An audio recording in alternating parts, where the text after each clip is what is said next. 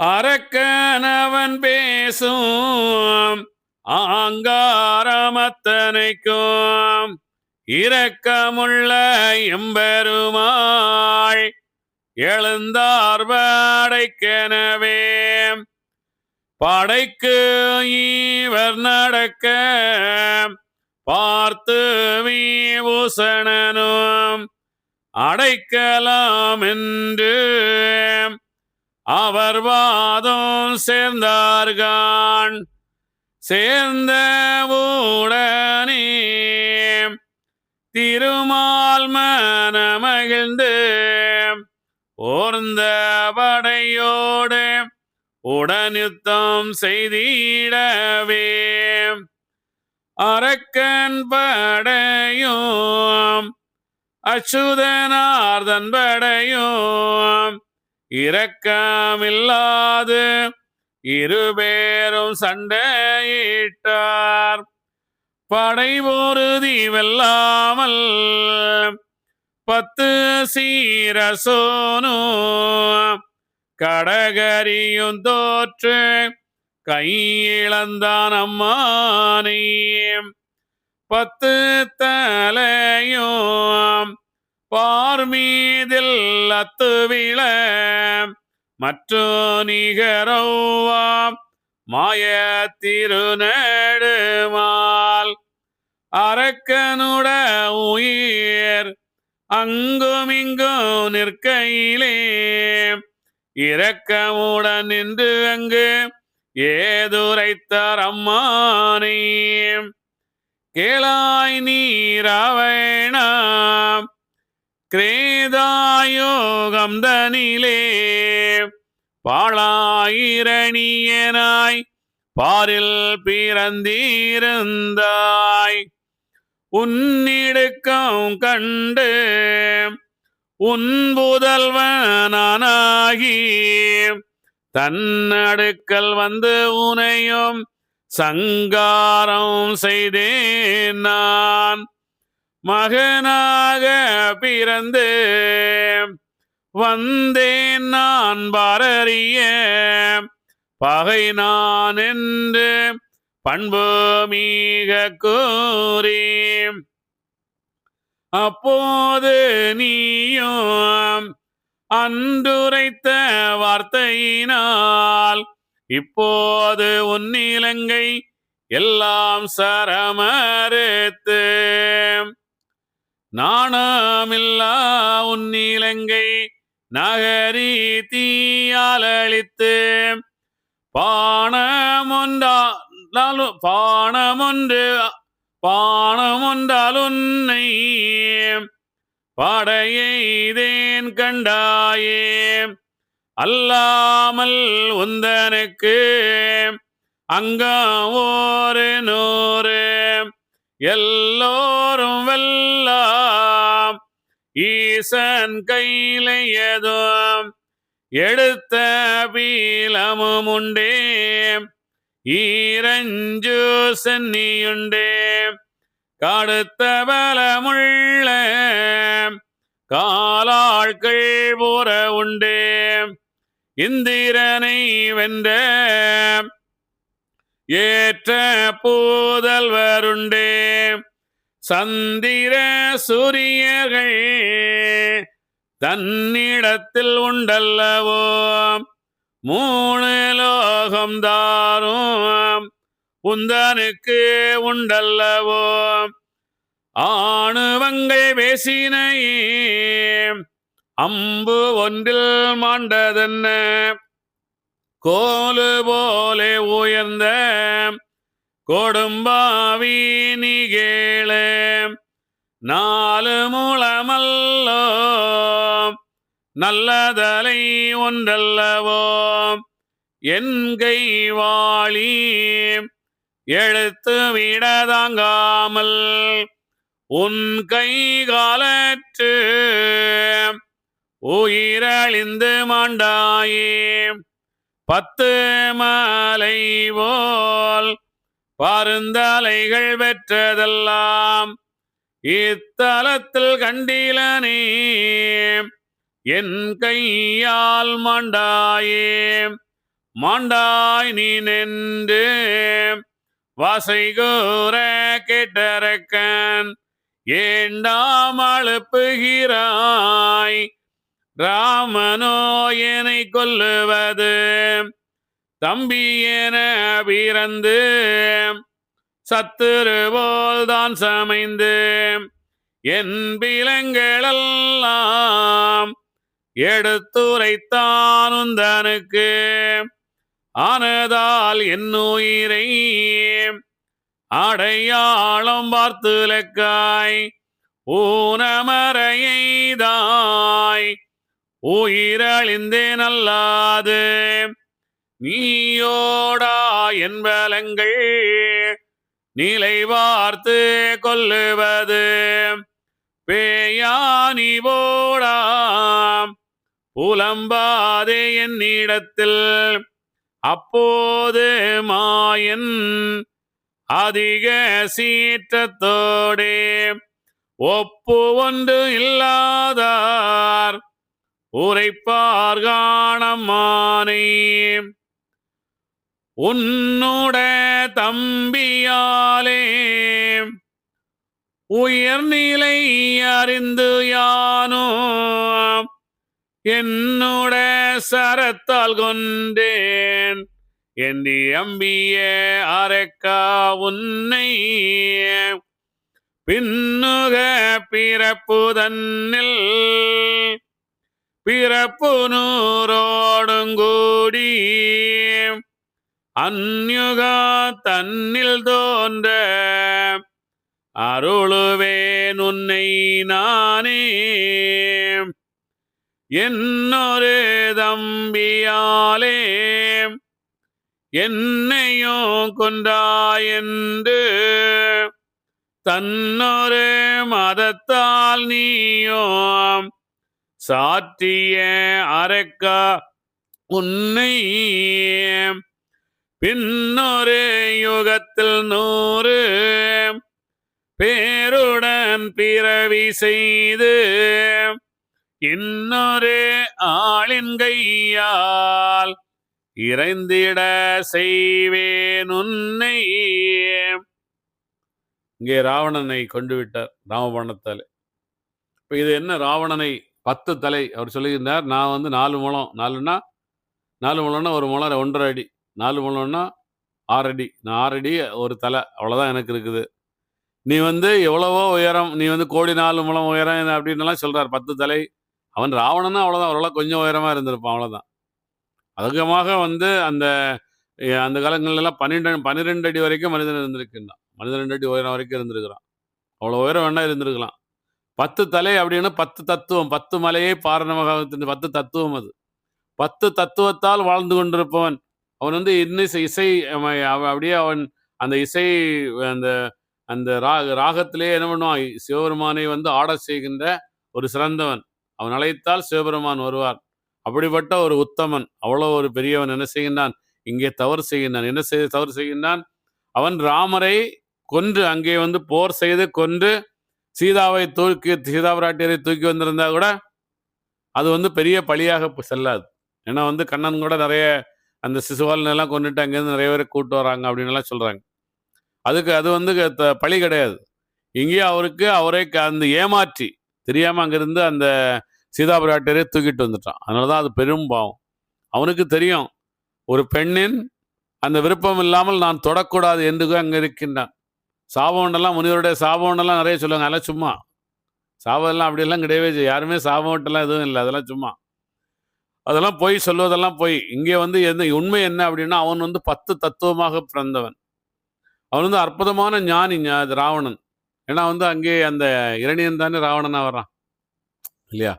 அதாவது நீங்க ஒரு விஷயம் என்னன்னா, இது முக்கியமான காரணம் என்ன, ராவணனுக்கும் ராமருக்கும் உள்ள வித்தியாசம்னா, ராமர் அகநிலை சென்றவர், ராவணன் வெளியே வெளியே இறைவனை காணுகின்றான். இந்த 2 வித்தியாசம் தான் 2 இருக்கும்.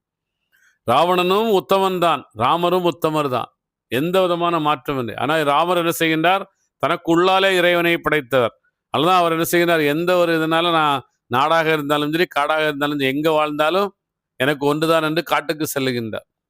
இவன் வெளியே இறைவனை வணங்கி வழிபடுவன். ஆனால் இவனும் சிறந்தவன், ஞானி. மிக சிறந்த ஞானி அவனும், ராவணனும். நம்ம ராவணனுடைய இதெல்லாம் ரொம்ப சிறந்த ஞானி அவன். அவன் வந்து அந்த சீதா பிராட்டியார் அவளுடைய விருப்பம் இல்லாமல் அவன் தொடவே இல்லையே. அவளுடைய தலையை வெடிச்சிருவனெல்லாம் சாவனெல்லாம் சும்மா, அதெல்லாம் சும்மா. அவன் தொடவில்லை. அவ்வளோ ஒரு உத்தமன் அவனும். அவன் வந்து தூக்கி கொண்டு வந்து விட்டான். அது அவன் செய்த மிகப்பெரிய தவறு. அதே ராமபிரானிடம் மன்னிப்பு கேட்டு கொண்டு விட்டுட்டு வந்திருந்தா, நான் வந்து இதை தவறாக கொண்டு சென்றேன்னு சொல்லி அந்த மன்னிப்பு அவனால கேட்க முடியவில்லை. ஆனால் அதே இது அவன் அகஞானத்தில் இருந்தால் கண்டிப்பாக அதை செய்திருப்பான்.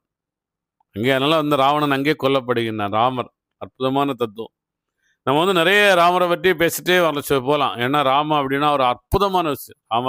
ராமரும் கண்ணனும் நாம் இந்த உலகம் வாழுகின்ற காலம் வரை இந்த ராமரும் கண்ணனும் இங்கே நிலைத்திருப்பார்கள். ஏன் அப்படின்னா எவ்வளவு ஞானிகள் வந்தாலும் எவ்வளவு இது எல்லாருமே வந்து இந்த ராமரையும் கண்ணனையும் கண்டிப்பாக கொண்டுருவாங்க.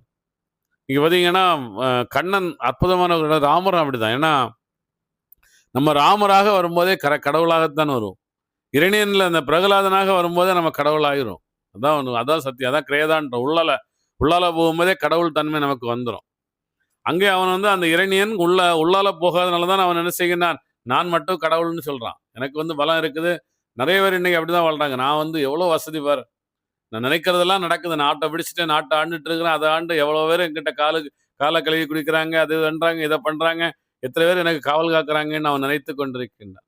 இல்லையா? உண்மையே இல்லையா? அதனால தான் அவன் என்ன செய்யணும், ஆடுன்னு ஆடுறான். இதுதான் இரணியனுடைய நிலை. அதே போலதான் இங்கே ராவணனும் அதே 10 நான் வந்து சிறந்தவன், நான் தர்மவான், என்னை போல் யாருமே இல்லை என்று அவன் இருக்கின்றான். இல்லையா? ஆனால் வந்து அந்த சீதா பிராட்டியரை தூக்கிட்டு வரானே தவிர அவளை அவன் தொடவே இல்லை. இது வந்து நம்ம கண்டிப்பாக தெரிந்து கொள்ள வேண்டும். முக்கியமான விஷயம். ஏன்னா வந்து அவனுக்கு தெரியும், ஒரு பெண்ணை விருப்பம் இல்லாமல் தொடவே கூடாது அப்படின்னு தனக்கு தெரியும். அந்த அந்த அந்த விளிம்பில் அவன் இருக்கின்றான். ஆனால் அவன் பண்ணியது அவன் தவறு. அதனால தான் அவனை இங்கே ராமபாணத்தால் கொல்லுகின்றான் பகவான்.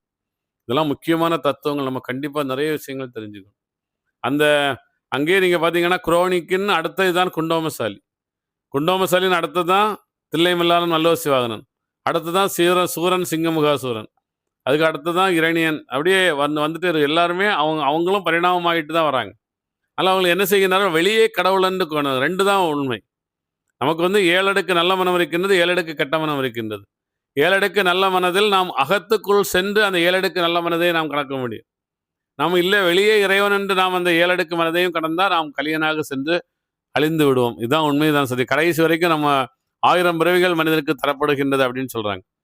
இந்த 1000 பிறவிகள்ல நாம் மாறணும். அப்படி மாறவில்லை என்றால் நாம் அந்த துரியோதன நிலை, அதுக்கு அடுத்தது என்னது, அந்த கலி நிலை வந்து நம்ம என்ன செய்யணும், அந்த அணுவாக புழுவாக மீண்டும் அந்த அழிந்து விடுகின்றோம். அதுக்கப்புறம் மீண்டும் 81 கோடி பரிணாமங்கள். எப்பொழுது ஆதி நாராயணன் வருவது, எப்பொழுது நாம் 81 கோடி பிறவிகள் எடுத்து அதுக்கப்புறம் தான் நம்ம மனிதனாக வர முடியும். அவ்வளவு நாம் கீழிறங்குகின்றோம். இதுதான் நம்முடைய வாழ்க்கை தத்துவம் எல்லாமே. இங்கே ராவணனிடம் பகவான் கேட்கின்றார் அவன் சாகும்போது, நீ வந்து இதுக்கு முன்னாடி நீ இது இரணியனாக இருந்தாய், நான் கொல்லும் போது நான் என்ன கேட்டேன் உங்ககிட்ட, நீ சாவது நான் தான் உன்னை கொன்னேன் என்று சொல்லி, மனம்தான் உன்னை கொண்டது, உனக்குள்ளால இருக்கின்ற மனம்தான் உன்னை கொண்டது, நீதான் உன்னுடைய சாவுக்கு நீதான் காரணம் என்று நான் கேட்டேன். நீ என்ன சொன்னாய், நான் 10 மலையை பாரணமாக நகமாக வைத்துதான் என்னை கொண்டாய் என்று சொன்னாய். நான் சாவதற்கு நான் காரணமல்ல என்று நீ சொன்னாய். நான் சாவதற்கு வேற யாராவது தான் காரணம் என்று நீ சொன்னாய். அதனால் நான் உனக்கு 10 தலையை 10 மலையை தலையாக வைத்து 10 தலை ராவணனாக உன்னை படைத்தேன்.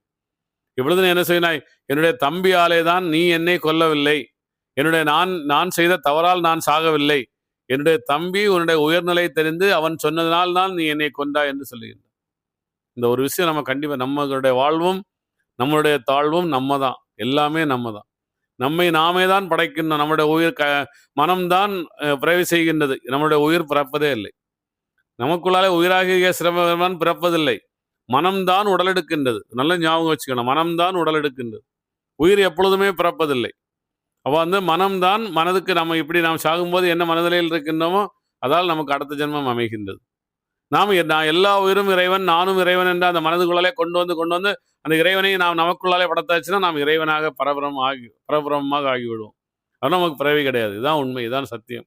இங்கே அவன் நினைக்குன்னா எனக்கு ஒரு கஷ்டம் வருது, ஐயோ அவன் கஷ்டத்தை கொடுத்துட்டான், இவன் என்னை பிரச்சனையை பண்ணிட்டான் அப்படின்னு நம்ம நினைக்கின்றோம். இந்த கஷ்டத்துக்கும் இந்த பிரச்சனைகளுக்கும் காரணம் நான் தான் அப்படின்னு நாம் எப்பொழுது நினைக்கின்றோமோ நமக்கு அப்பொழுதுதான் அந்த உண்மை எல்லாமே தெரியும். இவன் அப்படி சொல்லவில்லை, நான் வந்து சீதா பிராட்டியரை தூக்கிட்டு வந்துட்டேன், தெரியாம உன்னுடைய மனைவியை தூக்கிட்டு வந்துட்டேன், அதனாலதான் நான் வந்து இங்கே இப்படி இருக்கின்றேன் என்று அவன் சொல்லவில்லை.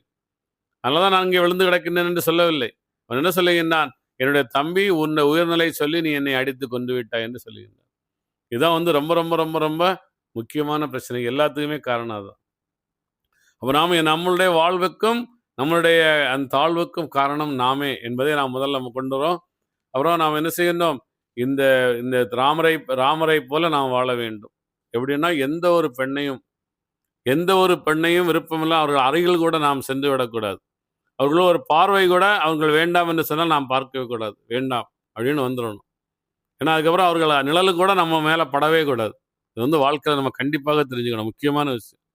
ஏன்னா இதான் வந்து வாழ்க்கை. இதுதான் இந்த ராமர் தான் ஒழுக்கமாக வாழ வேண்டும். நான் எங்கே இருந்தால் என்ன, நாடை ஆண்டானா காட்டில் இருந்தால் என்ன, எல்லாம் ஒன்றுதான் இல்லையா? அப்படின்றத அந்த மனம் நமக்கு, அந்த மனப்பான்மை நமக்கு வர வேண்டும். இதுதான் ராமனுடைய அவதாரம் சொல்லிட்டு. அடுத்தது பாருங்க.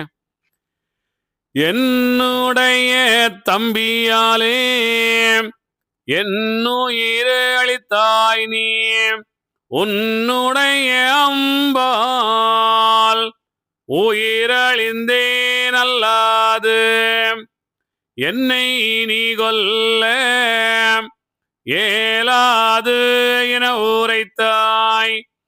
உன்னை நான் இப்போ ஒரு பிறவி செய்யுகிறேன் என்று சொல்லி மாயன் எண்ண ஒன்னா கோபமுடன் அன்று கையிலை அரணிடத்தில் சென்றிருந்தார்.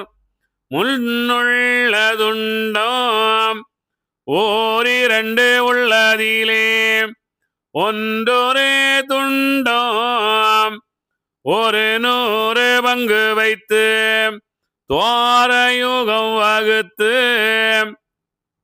துரியோதனவே திரேதாயுகமளித்து கீழுலகில் தோண வைத்தார்.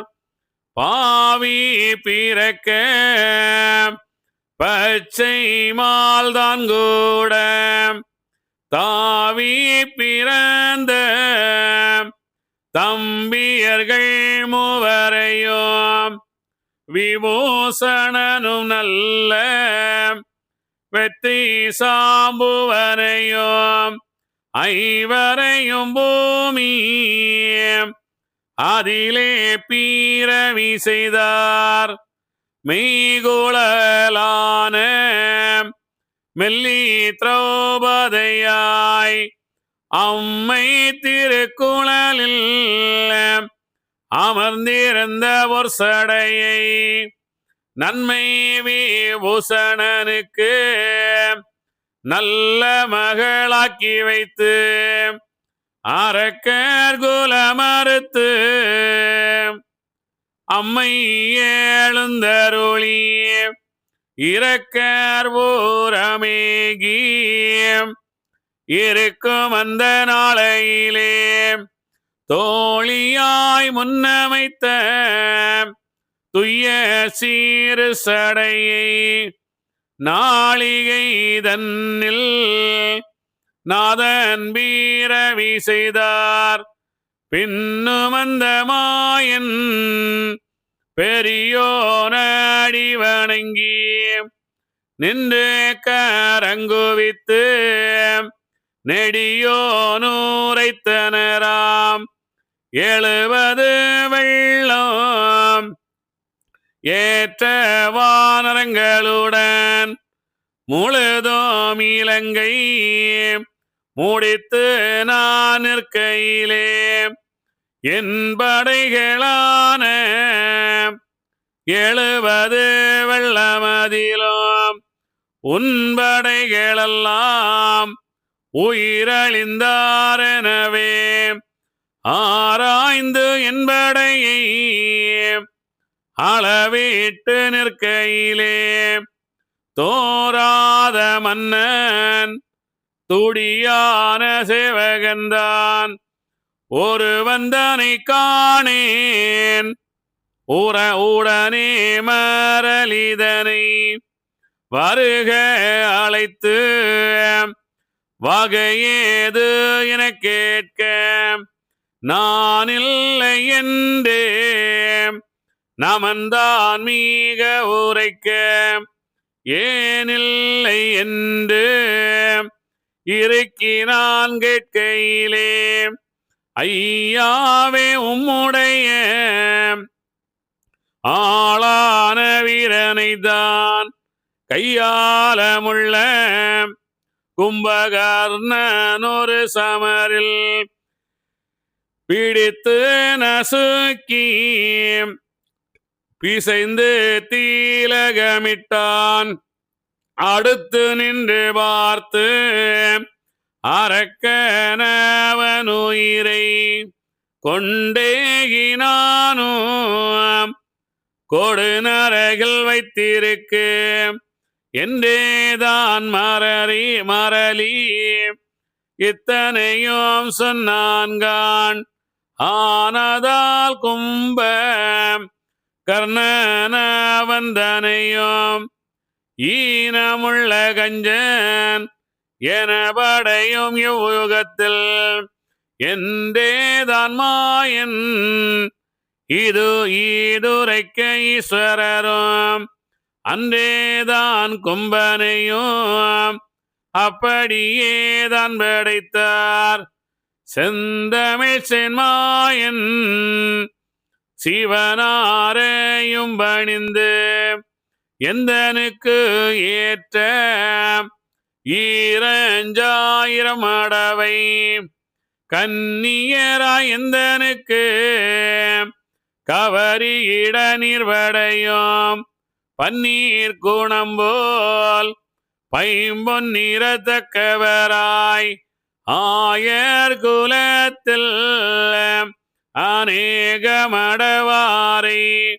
உபாயமாய் உறவாடி இருக்க படைப்பீர்காணீஸ்வரரே லட்சுமியை பூமாம் தேவி என வகுவோம் கட்சியாய் என்னை கருணையோடன் படையோம் தாயாக பெண்கள் தான் படைக்க வேணுமென்றார்.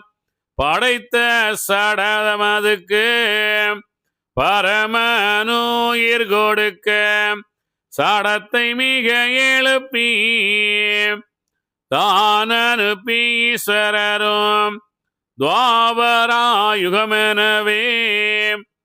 தொன்முறையை தான் பார்த்து தவறாத வண்ணம் தான் படைத்தார் எல்லோரும். அப்படியே ஈசர் அன்று படைத்தபடி இப்படியே வந்து இவர்கள் வீரந்தனராம் முன்னுள்ள பீடத்து உதிரமெல்லாம் எழுந்து அன்றுள்ள பாவி அவன் கூட தான் இருக்க அரக்கன் ராவணனும் அதிக துரியோதனாய் மூர்க்கன் பிறப்போர் ஒரு 100 பேரோடு வந்து பீரந்தான்கான் வையகத்தில் அம்மானை. இங்கே அந்த ராவணன் என்ன சொல்லுகின்றான் அப்படின்னா, நான் என்னுடைய தவறால் நான் சாகவில்லை, நீதான் என்னை கொண்டாய் அப்படின்னு சொல்லுகின்றான். அந்த தம்பி, என்னுடைய தம்பி உயிர் பலம் சொன்னதால் தான் நீ கொண்டாய் அப்படின்னு சொல்லுகின்றான். அவன் உடனே என்ன செய்கின்றார், அவன் அவருடைய அப்படியா சரி, நீ இப்போ ஒரு தம்பியால் தானே நீ செத்த, நான் உன்னை கொண்டேன் என்று சொல்லுகின்றாய், நான் உனக்கு 100 தம்பியர்கள் 100 பேரோட நீ பிறந்து நீ என்ன செய்கின்றாய் பார்க்கலாம் அப்படின்னு சொல்லிட்டு இங்கே பிறவி செய்கின்றார் அப்படின்னு சொல்றாரு. இதுல ஒரு விஷயம், முக்கியமான விஷயம் சொல்றாரு, ரொம்ப நம்ம கண்டிப்பா தெரிஞ்சுக்கணும், கண்டிப்பா எல்லாருமே தெரிஞ்சுக்கணும். ஏன்னா இது கும்பகர்ணன் ஒரு ஒரு ஒரு அந்த அது பேர் என்ன, அந்த வானரத்தை பிசைஞ்சு திலகமிட்டான் அப்படின்றாங்க. எல்லாம் அவனை நரகத்திலே கொண்டு வச்சிருக்கிறோம் அப்படின்னு சொல்றாரு. பிசைஞ்சுன்னா அப்படியே அந்த அழுத்தி பிசைஞ்சு மண்ணோட மண்ணு போல ஆக்கிட்டான் அப்படின்னு. அது ஏன் அப்படின்னு சொல்றாங்க? இந்த விஷயத்த எதுக்காக இங்க தனியா இது சொல்லணும்? நல்லா அவன வந்து இத இந்த கம்சனா பிறவி செய்றேன் அப்படின்றதெல்லாம் சொல்றார். இது என்ன காரணம்? இது ஏன் அப்படி இதை சொல்லுகின்றார்? இந்த ஒரு விஷயத்த மட்டும் ஸ்பெசிஃபிக்கா சொல்றார். வந்து அந்த ஒருத்தர் வந்து இந்த உலகத்துல செத்தாச்சுன்னு அந்த உடலை விட்டாச்சுன்னா, அந்த உயிர் வந்து ஆட்டோமேட்டிக்காவே அடுத்த பிறவி எடுக்க போயிரும். இது உண்மைதான், சத்தியம். அப்ப ஏன் இந்த வாதனத்த காணோம் அப்படின்னு அந்த எல்லாருமே செத்து அந்த யாரெல்லாம் காணோம், எல்லா உயிரும் இருக்குதான்னு தான் தேடும்போது தான் அந்த உயிர காணோம்னு சொல்றாங்க. பெசஞ்சு அப்படியே அந்த திலகமிட்டாச்சுன்னா, அந்த உயிர் வந்து அந்த உயிர் காணாம போயிருமா?